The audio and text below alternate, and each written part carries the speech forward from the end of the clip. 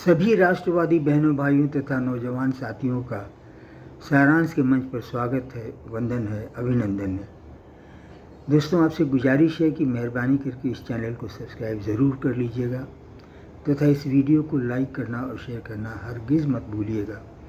इसके लिए हम आपके आभारी रहेंगे।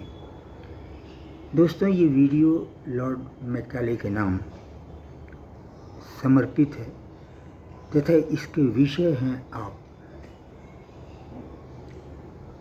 क्योंकि आप अपने बारे में भी नहीं सोचते,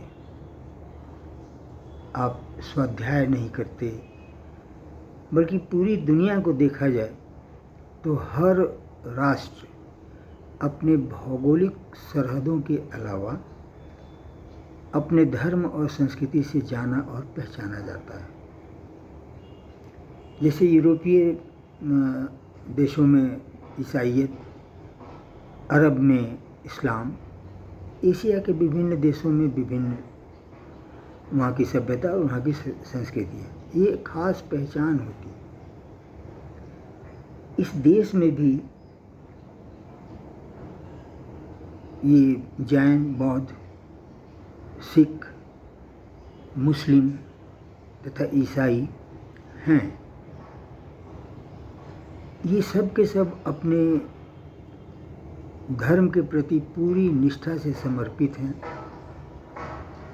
ये अपने ढंग से अपनी प्रार्थना करते हैं, सजदे करते हैं तथा साथ ही अपनी पहचान का प्रतीक भी धारण करते हैं। उदाहरण के लिए सिख कड़े पहनते हैं, ईसाई क्रॉस पहनते हैं तथा मुस्लिम टोपी पहनता है। लेकिन हिंदू इसका ठीक उल्टा होता है। वो न तो जानता है कि धर्म क्या है और न वो जानना चाहता है।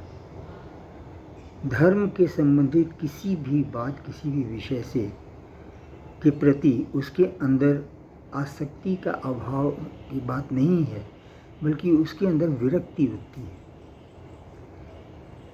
दोस्तों, ये स्थिति दुनिया में बहुत अजीब है, तो इसका कोई ख़ास कारण रहा होगा और उस कारण के पीछे कोई ख़ास मकसद रहा होगा, एक निश्चित उद्देश्य रहा होगा। यहीं पर आता है दोस्तों लॉर्ड मैकाले का संदर्भ। अंग्रेजी हुकूमत ने लॉर्ड मैकाले को भारत में भेजा था अध्ययन करने के लिए, सर्वेक्षण करने के लिए और यह तय करने के लिए कि वहाँ कौन से ऐसे परिवर्तन हैं जिन्हें उत्पन्न किया जाए तो अंग्रेजी हुकूमत वहाँ सदियों तक राज कर सकती है। लंदन की संसद में लॉर्ड मैकाले ने अपना जब शोध पत्र समर्पित किया, प्रस्तुत किया और उन्हें 1 घंटे का समय दिया गया था बोलने के लिए। उन्होंने काफ़ी विस्तार में ये सारी बातें बताई, सब कुछ, जिसका सारांश ये है कि यदि ब्रिटिश हुकूमत सदियों तक राज करना चाहती है तो सनातनी हिंदुओं के मन में हिंदू शब्द या इससे संबंधित हर चीज़ को भुला देना होगा, ऐसा उत्पन्न करना होगा कि वे भूल जाएं और उनकी सभ्यता और संस्कृति को पूरी तरह कुचल दीजिए, नष्ट कर दीजिए, उनके मन में कोई स्मृति ना रहे। दोस्तों, ऐसा करने का भी जिम्मा अंग्रेजी हुकूमत ने लॉर्ड मैकाले को ही दिया। लॉर्ड मैकाले ने एक सिस्टम ऑफ एजुकेशन बनाया। उस सिस्टम की खासियत ये है, जो कि अभी वर्तमान शिक्षा प्रणाली है और जिसे मैकाले सिस्टम ऑफ एजुकेशन के नाम से जाना जाता है। इसकी विशेषता ये है कि ये मनुष्य के मानवता संबंधित किसी भी बात, किसी भी पक्ष, किसी भी पहलू के बारे में कुछ भी नहीं बताता, कुछ नहीं पढ़ाता। ये सिर्फ हर आदमी के अंदर एक हुनर पैदा करता है, काम करने का, की विद्या उत्पन्न करता है, ताकि वो आदमी पैसे कमा सके और पैसे खर्च कर सके। इस सिस्टम को लागू करने के साथ ही मिशनरियों को वैसे ही छोड़ दिया गया, मदरसों को भी कोई कुछ नहीं किया गया, लेकिन गुरुकुल सारे तोड़ दिए गए और प्राचीन साहित्य एवं ग्रंथ के बारे में चर्चा करना भी मना हो गया था और किसी को भी किसी भी तरह से प्राचीन ग्रंथ और शास्त्र उपलब्ध नहीं थे और ये पीढ़ी दर पीढ़ी इस तरह से ये सभी जो हैं मानव संसाधन में बदल गए। यानी वर्तमान शिक्षा प्रणाली हिंदुओं के अंदर की मानवता को नष्ट करके मानव संसाधन उत्पन्न करती है। दोस्तों, यहाँ शायद आप कह सकते हैं कि मनुष्यत्व को नष्ट कैसे किया सकता है? किया जा सकता है। अगर मनुष्यत्व को नष्ट नहीं करेंगे आप तो आतंकवादी उत्पन्न नहीं होंगे। अब बात है दोस्तों कि ऐसा कैसे होता है। तो मनुष्य के साथ सामान्य बात है कि उसका जैसे जैसे विकास होता जाता है उसकी चेतना भी बढ़ती जाती है, चेतना का भी विकास होता जाता है। विकास के क्रम में दोस्तों आदमी जो कुछ भी मनसा वाचा कर्मणा करता है, यानी जो काम करता है, जो बोलता है, जो सोचता है, जो कुछ सुनता है, देखता है, सारी चीज़ें,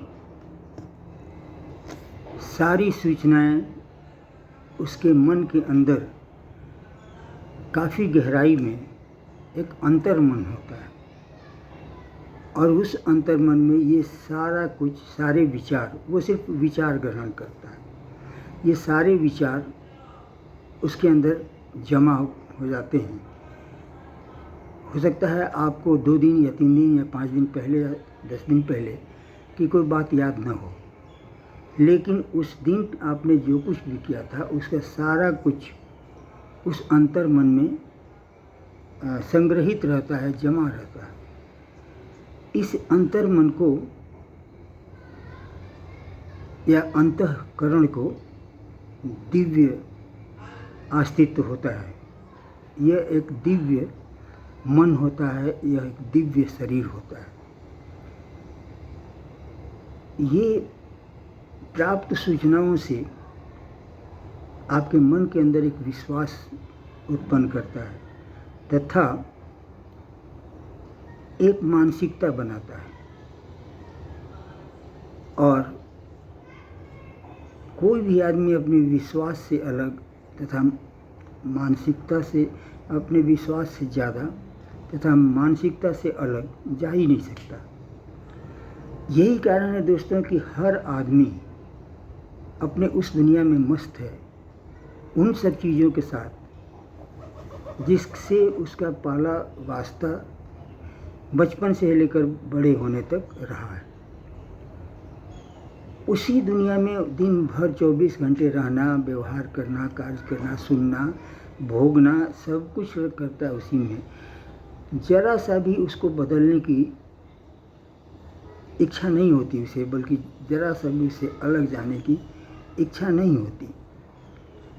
लॉर्ड मैकाले ने यही काम किया था कि हिंदुओं को गुरुकुल तोड़ दिया, प्राचीन ग्रंथों से उनका संपर्क मिटा दिया, प्राचीन ग्रंथों को की उपलब्धि भी बैन कर दिया उसने।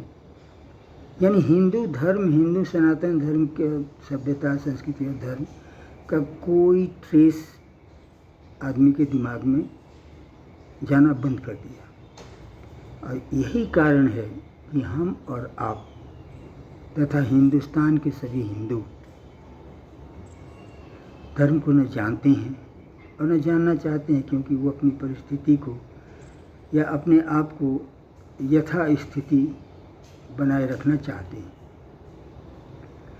ये मनुष्य के अंदर की जड़ता है, लेकिन ये जड़ता दिव्य अस्तित्व है उसका, उसे तोड़ना बड़ा कठिन है। अब सवाल उठता है कि ये तो अंग्रेज़ों की हुकूमत ने ये गुलामी, ये विकृति हमारे अंदर उत्पन्न कर दी, तो क्या इसे बदला जा सकता है? एक सीधा सा सवाल है। इसका उत्तर है हाँ। आधार क्या है? क्योंकि ये चीज़ जन्मजात किसी को भी नहीं मिलती। मानसिकता, विश्वास किसी को भी जन्मजात नहीं मिलता। ये उसके विकास के क्रम में विकसित होते हैं। जो चीज़ विकसित होती है या जो चीज़ बनाई जा सकती है उसे बदला भी जा सकता है। ये जो है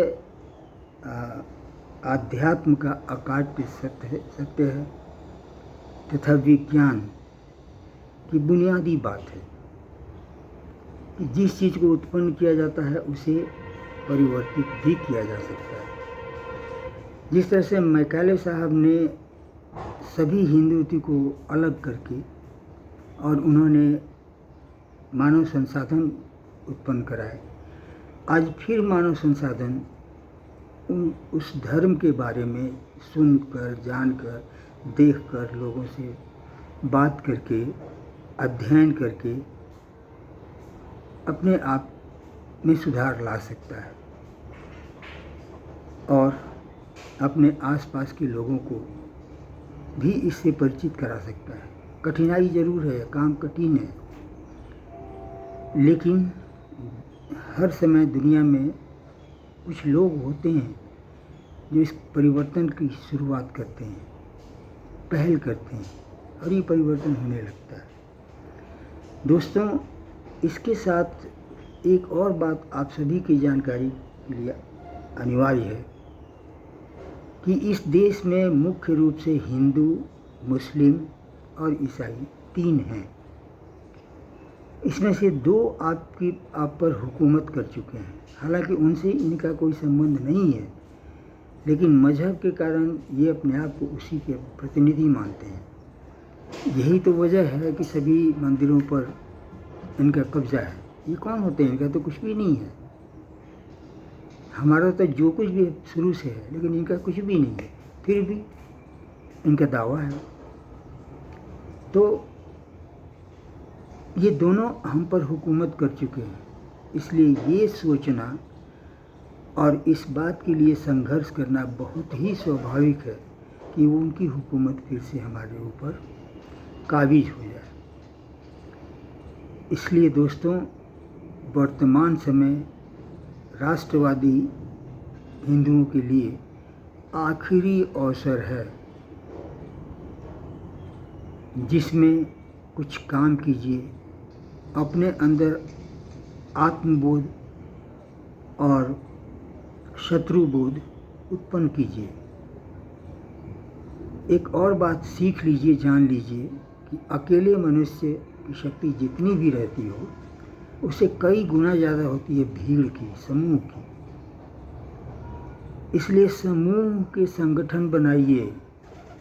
एक क्लू मैं आपको देता हूँ, हर शनिवार को किसी हनुमान मंदिर में जाइए, आधा घंटा वहाँ रहिए, लोगों को प्रेरित कीजिए जाने का, सब लोगों को। और जब आरती हो जाए तो आरती लेकर के प्रस्थान कीजिए।